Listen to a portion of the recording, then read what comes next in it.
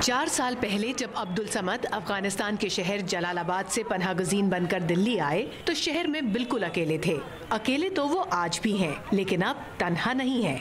हर रोज न जाने कितने अजनबियों को दोस्तों में बदल देती है उनकी शतरंज की ये बिसात। 40 साल से हम चेस खेलता हूँ। जब हम इधर आए हम साथ बोर्ड भी लाया, आराम से हम बोर्ड इधर साथ रखता, फिर देखता कौन हमके साथ खेलता है।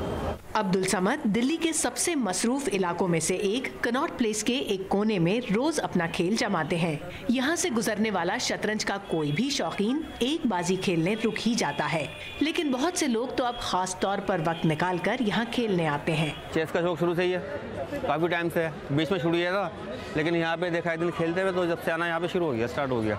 जितना हमारा जो फ्रेंड्स क्लब है करीबन 40 के आसपास लोग हैं, 40 बंदे की प्लेयर है हमारा।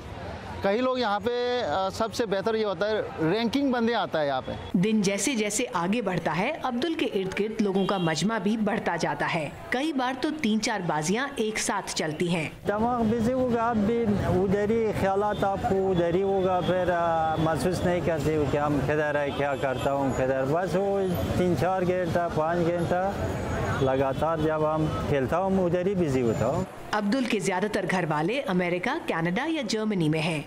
इनका खर्च वही भेजते हैं।